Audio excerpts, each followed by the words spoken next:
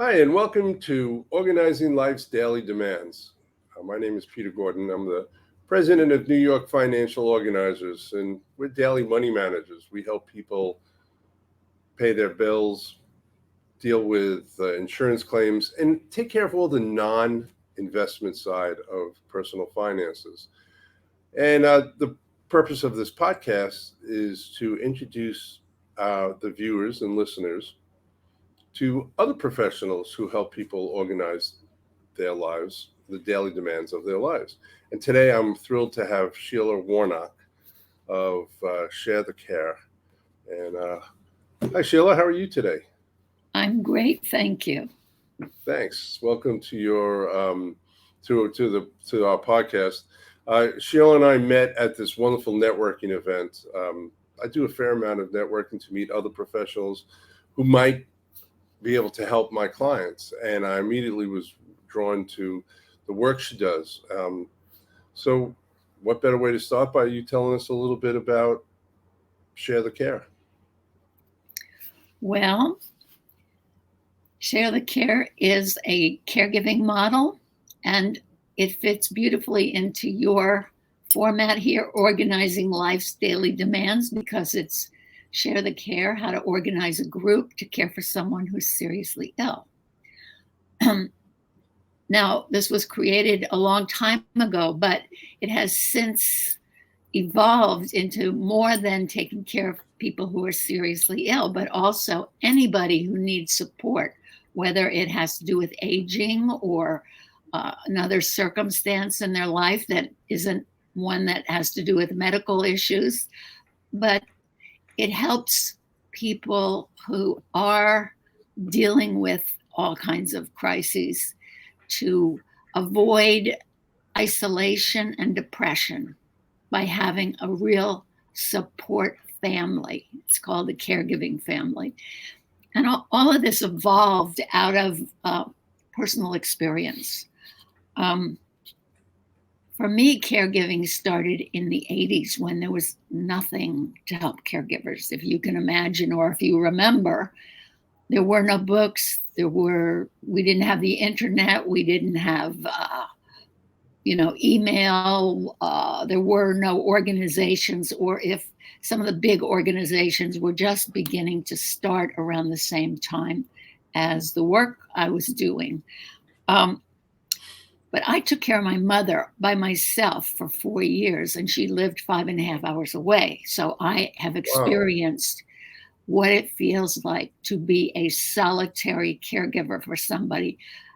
It was started off for 4 years. I absolutely, I had to quit my job. My mother was far away. I had to learn how to drive so I could, be able to transport her around when I went up to see her. And I was in a bubble. I lived my life in a bubble that all I did was, find solutions to issues that she was having or learn how to deal with whatever, just learning how to be a caregiver on my own. And that's one of the things that makes me crazy, is that nobody teaches us how to be a caregiver. So anyway, long story short, at the same time I'm trying to help my mother, my best friend developed cancer of the parotid gland, which started with a lump behind her ears. It turned to bone cancer. So during the same 4 years I'm taking care of my mother, my friend is going through this horrible experience of the cancer starting behind her ear, then it moved to her shoulder and her arm and so on. All of her friends knew about the first bout with her cancer, but they didn't know that it kept coming back over the 4 years. And I was sworn to secrecy. Susan said, "You cannot tell anybody." And that's very common among people who really could use the support, is that they keep it a secret. So this model is all about bringing that secret forward and turning it into action. I love that. So At the 4-year mark, my mother really needed much more care than I could give her, even with the help of some nurses' aides, which were becoming so costly. We couldn't keep doing that. And so I was also at a point where I was ready to have a breakdown. In fact, it took an outside voice to crack the bubble I was in of this caregiving world. And none of my friends understood what was going on with me because they hadn't had this experience yet. Right. But it was a nurse's aide who just said, you know, your mother can't be alone anymore. And this bubble cracked open, and I was able to move forward because I knew that that was true. But I guess I needed the reinforcement of somebody else saying it, something simple as just saying the words. So I had to resort to a nursing home for my mom, and that could be another whole book. And my friend Susan reached a crisis, and it was actually her therapist who convinced her to call up her friends and ask them to come to a meeting so we could figure out how to help her. She was terrified because she was going into the hospital to have an MRI to see if the cancer had moved to her spine, and she was terrified that she wouldn't be able to walk or go to work. Plus, she was divorced and had 2 young daughters. So, and this was, and the cancer was progressing all this time. no, yes, it had turned into bone cancer. She was given a prognosis of 8 years, 4 years previously. So really, I guess, 4 more years, maybe, if she's lucky. So anyway, Share the Care grew out of what happened during this crisis and what happened in Dr. Miller's office one night. March. Where was this?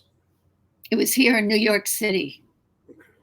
So, New York City is a real mix of people, but all of us showed up. Now, I knew what was going on. So I walked in this room, and there were all these other women, happened to be all women.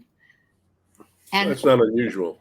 I felt this, oh my God, thank God there's other people involved, because I had been working so much on my own because my father was deceased. My brother lived in Japan. So my whole caregiving effort was totally on me. My co-author, Cappy Capicella, arrived at this meeting, and she said she was absolutely terrified because she had never taken care of anyone or anything in her whole life, and she just wanted to run for the hills. Now, all the other women we didn't know each other. That was the other thing. I knew Cappy, and I knew one other woman besides Susan. The others were total strangers to me. They were from Susan's office. They were neighbors, other moms, a client. One of them was a vendor that she worked with. But we all knew her, and we all were concerned about her. How did you bring them together, or how were they brought together? Especially since Miller, she didn't want anybody to know.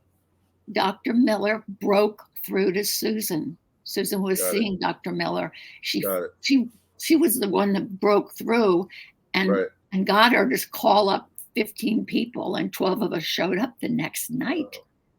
And was this something that Dr. Miller did for many clients or many patients? Well, yes, Dr. Miller worked with a lot of people who were terminally ill. She had quite a background. Was she an oncologist? I'm sorry? Was she an oncologist? No, she was a therapist. Got it. So, but she was very, she knew that she had to break through to Susan. So finally, Susan asked people to come to this meeting, and people showed up. They didn't know what was going on. So the first thing Dr. Miller said was, Susan, please tell your friends what's going on with you. So Susan did. She talked about the additional surgery she had. She talked about how frightened she was about what could be. And she cried. And then we cried. And we decided we Very got to good roll up model. our sleeves and get to work here and figure something out. And it was actually that night that we came up with one of the key systems for Share the Care. We didn't know we were coming up with something that was going to turn into a model, but because we all had different kinds of responsibilities, different kinds of jobs, so we decided that there were 12 of us, not including Susan, and we should work in teams of 2. We would call ourselves Captains of the Week. And the job of the Captains of the Week was to go to Susan, find out what she needed for the coming week, and then call everyone, because all we had was telephones, call everyone, get the jobs filled, give Susan the schedule of who was coming when, to do what, for how long, so she could relax. Now, we had 2 people on a team because if something came up in the life of one of us, there was always another captain to keep the ball rolling. But the other big thing this did for Susan was it took away the need for her to ask for help. Right. She hated to ask for help because she was a very strong personality. But this made it easy because we went to her every week. And the following week, a fresh team would rotate in. And this became the backbone of what Share the Care is about. And that is about sharing responsibilities, sharing decision-making, sharing the effort it takes for doing that for 1 week at a time. There were 12 of us, so we were captains once every 6 weeks. And that's manageable. Which is very manageable, right? I was going to say it's easy, relatively. Yeah, when you're organized, everything is manageable, as you well know. So we started in the very next day. And I remember I was paired up as one of the first captains with somebody from Susan's office. Her name was Myrna. I had never met Myrna before. But after that night, the previous evening, I felt like I knew her for like years. It was such a reality-based meeting and conversation that we started in the next morning as the first captains, and we talked as if we had known each other forever. And we started. It's akin to being in a lifeboat. And like there's a shipwreck and people are ended up in the lifeboat, and you need to save each other's lives, and you bare your souls. So starting the next day, we did everything under the sun, the moon and the stars to help her. We took her to doctor's appointments. We took notes. We kept track of her medications. We had birthday parties at her house so she could be at them. We took her to the Bahamas for an alternative cancer treatment she wanted to try that didn't really work. And like one person from the group would go down to the Bahamas and spend a week with her and come back. And it was like ships in the night. It didn't work. So we kept going, and we became widely known. And I've lost you. I'm here. Can you see me? Yes. Oh, okay. Can you hear me? Just keep going. Okay. We became widely known as Susan's Funny Family, a tag that stuck with us for quite some time, at least in the beginning. And probably our greatest moment of helping her was just before she died, maybe about 4 months before Susan passed away. So this is like another 4 years later. We organized her youngest daughter's wedding. Oh, her youngest daughter wanted to get married, and she was talking about getting married the following year. But we could see Susan deteriorating day by day. So we convinced her maybe she ought to move it up. So she graduated from college one day, came back to New York, and got married the next day. It was at Tavern on the Green. Nice. And we did everything that Susan wanted, the way Susan wanted it. And that was very important because she was very, precise and critical about how it should be. And we fulfilled her every wish because the bride at the event thanked her parents for this beautiful wedding and thanked all her other moms for making it possible. We were family. We were Susan's funny family. So this transition to this business model, I imagine. Yes, well, that came a little bit later. Not that much later, but, we had a closing meeting. We talked about what we had done, and, we didn't even realize the impact of what we had done, quite honestly, until I was working with Cappy. We worked together in advertising. And the phone rang, and we picked it up, and this woman said, "You don't know me, but I met Susan at Cancer Care at the support group meetings, and she used to talk about her funny family all the time." Wow. And she said, I'm like Susan. I have non-Hodgkin's lymphoma. I'm about to have a bone marrow transplant. I only have an elderly mother and a young daughter, and they can't take care of me after that. But I do have 20 friends that want to help. Do you think I could have a funny family? So I remember Cappy and I looking at each other like, oh my gosh. So we pulled together our team to meet with her 20 friends. And this 20 friends included men.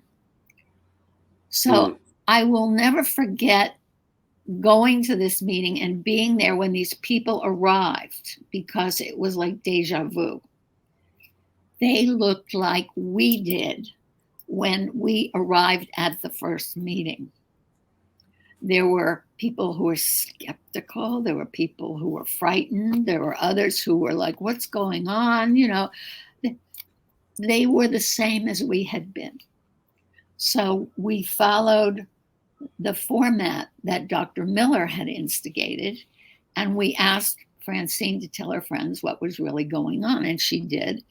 And it was very similar to what happened with Susan's meeting. But what I noticed was, as we explained to them how we had worked in teams, how we had rotated responsibilities, we showed them the forms we had created to make things easier, and also what we gained personally out of helping Susan. This was a question that Dr. Miller asked us at Susan's meeting. And I remember thinking, I didn't come here to get something. I came here to help my friend. I couldn't understand the question. But afterwards, I sure learned what I gained out of helping Susan. I remember Dr. Miller saying, just say something and you'll find out what it is later. What a wonderful doctor. Oh, she was fabulous. She wrote the foreword to the book, and she wrote several other books. She's unfortunately deceased now, but no, she's amazing. So I remember saying that I was so grateful that I had learned how to be a better caregiver, because I had been a solitary caregiver for so long. I didn't know what it was like to have help, to have other people involved. That's so right. I learned how to be a better caregiver, and I was a better caregiver because I wasn't burned out all the time. Sure. So that was eye-opening. Other people had other things. Cappy talked about the fact that she actually saved her mother's life when she was having these little mini strokes, and got her to the hospital right away. So she was diagnosed and put on medication.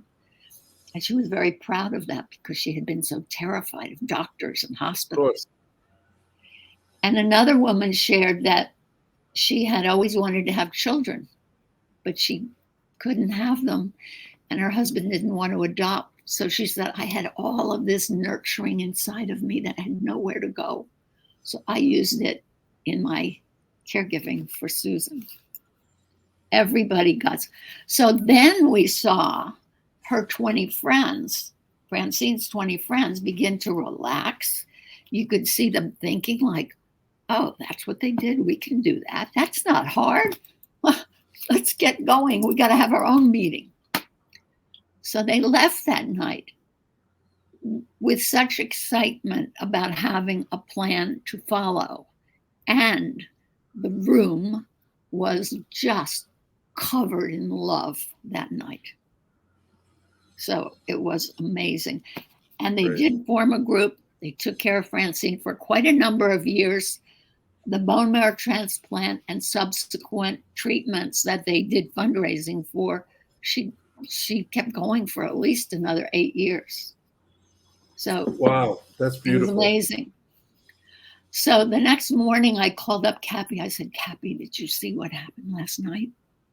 We have to put this down on paper so nobody has to reinvent the wheel. This was amazing. They were transformed. They were so excited to have a plan. So thus we wrote Share the Care, How to Organize a Group to Care for Someone Seriously Ill. And it was published by Simon & Schuster in 1995. And there was nothing like it. It was like the first thing out there that was really for caregivers. You know, I believe Rosalind Carter's book came out about 2 or 3 months ahead of ours, but it was a different kind of book that was wonderful, that made you realize we're all going to be touched by caregiving. But ours was probably the first that ever provided any information about what to do, especially for friends, because when somebody gets ill or has a crisis or needs help, what usually happens is people come by and they say, oh, let me know if you need anything, or call me if I can help. Yeah. And they leave, and the caregiver or the person needing the care, there's no structure to it, does nothing, because they don't want to impose on anybody. I could never pay back if somebody helped me. I can't do that. There's big walls going up.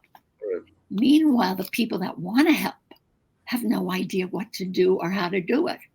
So how do people utilize this quote unquote system? Or tell me about how it works at this point in time. Well, the book is not just telling you the story. I mean, it's personal in the beginning, but the group can be organized by 2 friends. Not a job for the caregiver, not a job for the person needing the assistance, because they have enough on their plate to deal with.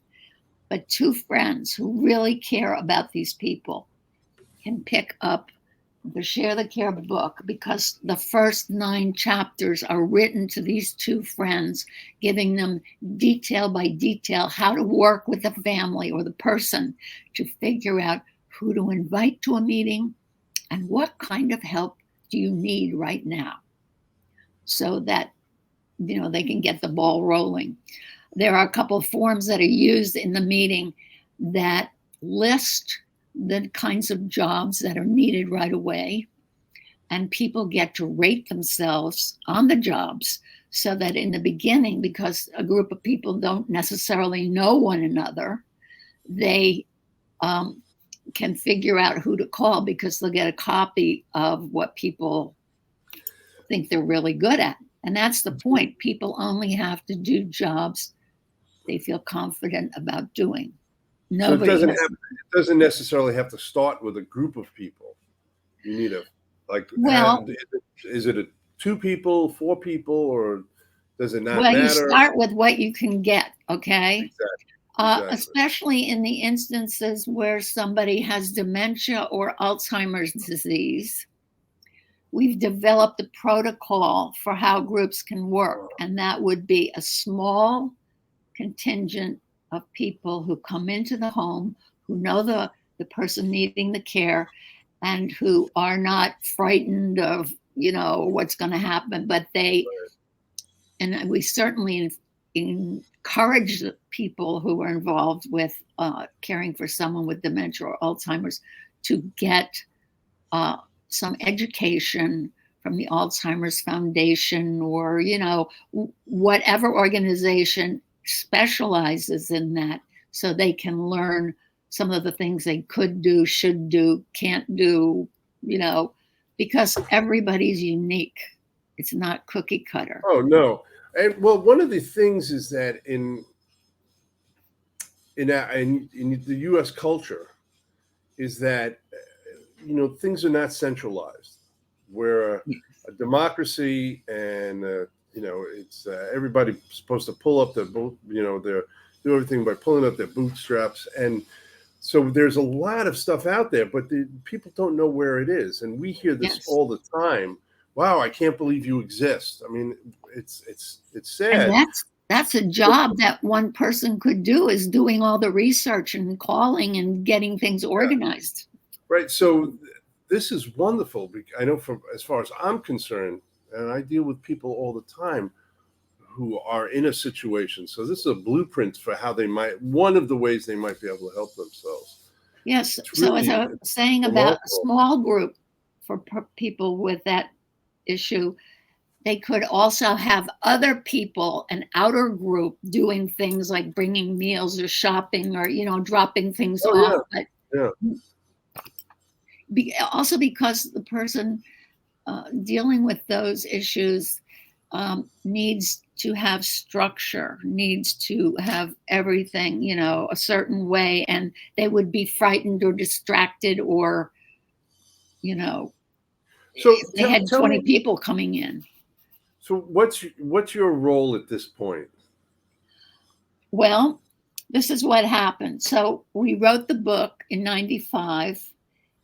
And then I was continuing in advertising, working with Cappy. We used to do fragrance advertising, believe it or not. So I believe it. Actually, I was in that world a little bit myself. I had a graphic design firm, and we did a great deal of work for Clarins Cosmetics and Estee Lauder. Not really advertising, more presentation and promotion. Yeah, it was fun. It's like we could take all of our romantic fantasies and turn them into a commercial, so that was pretty good. But in 2002, this was a turning point.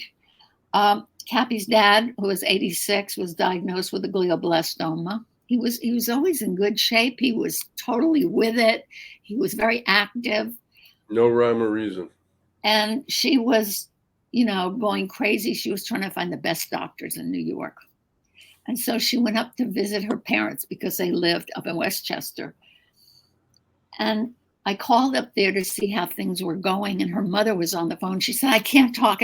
We're taking Cappy to the hospital. And I thought, what's going on? Next thing I know, Cappy is diagnosed with a glioblastoma grade 4. Oof. 2 weeks after her father. Wow.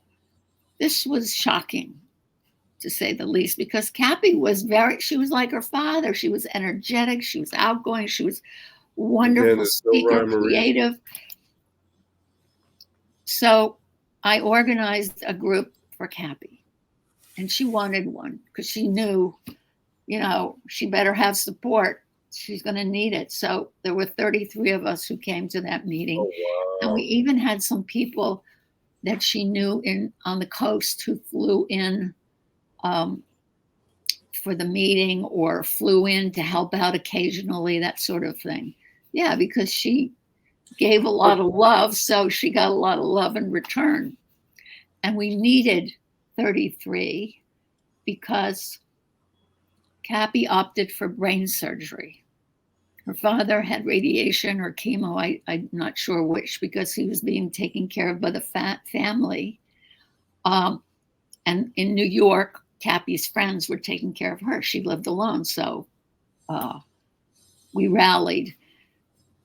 And she opted for brain surgery that eventually, over the next, it was 10 months her illness lasted.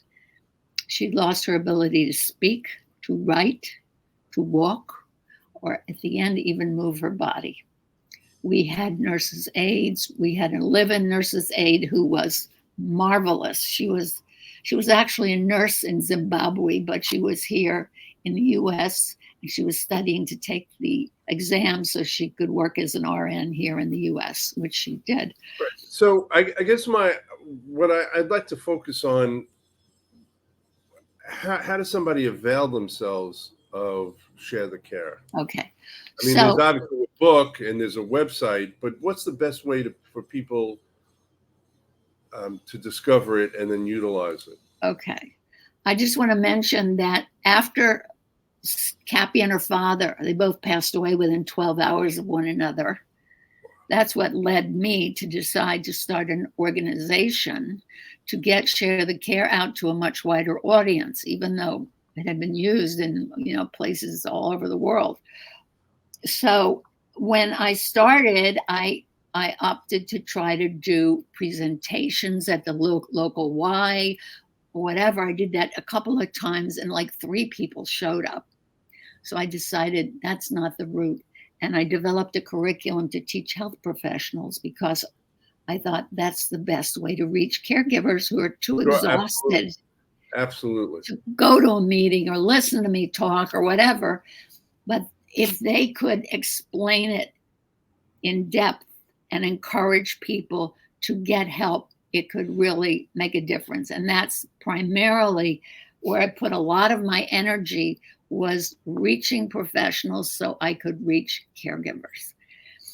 And then I updated the book in 2004 and added 50 more pages to it. Right now, my goal is to do a 3rd edition because I have a lot of new information and protocols for particular kinds of groups, like I mentioned, for dementia or Alzheimer's. And there's been a study about Share the Care, so it's become evidence informed. It does make a huge difference, not only to the person needing the care and the caregiver, but also to each and every person involved in the group. I'm telling you, it is a life-changing experience. Oh, no, absolutely. I totally get it. And I know that when you stop thinking of yourself and you start helping others, there's huge growth involved. Yes, yes. And that's one of the unexpected side effects, I guess, from the formation of these groups. Oh, so how do they find this? Well, our website is sharethecare.org. There are links to purchase the book if you can't get it at your local store. From Amazon, from Simon & Schuster, wherever. There's also a great deal of information, and also all of the forms. I wanted to mention one other thing. All of the forms that we developed are on the website and can be downloaded for use. Right. And what we're going to do is we're going to put a link to all of those in the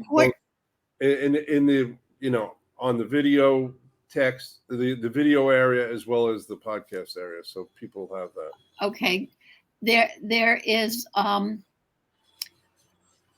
the reason that you need the book for those 2 people to organize the first meeting, but it is also entirely scripted. They have directions for how to have the meeting. It's split between the 2 people. And they don't have to think of anything or make up anything. It is all written there for them. There are even suggestions about what to do if somebody sort of takes the meeting off course, how to get it back on course without, hurting anyone's feelings. And the other thing that I will do is that there are a lot of organizations that are looking for speakers, like yourself, and that have this very valuable information. So I'm happy to introduce you to that. Right. To some of those. Yeah. And that would be great. And if people want to reach you, what's the best way? And actually, the video has frozen. It's not the end of the world by any stretch. But so we'll put that information, but tell us verbally what's the best way to reach you. S. Warnock, S like Sheila, WARNOCK at share, SHARE, the care, CARE.org. Excellent. And certainly if anybody has questions, you can also contact me. There's no accident that I met Sheila. We just took a while for us to connect, and it's ironic that it's the first time connecting really on this podcast / video cast. And we'll be talking more, and I'm really looking forward to helping others meet you in this wonderful, wonderful program. Thank you. Okay, thanks, Sheila. Well, and everybody out there, please be safe, work together, and figure out how to share the care. I'm really thrilled to have this opportunity to talk to Sheila and pass on this wonderful information. And I'll see you at the next video cast and hear you, or you'll hear me at the next podcast. Take care.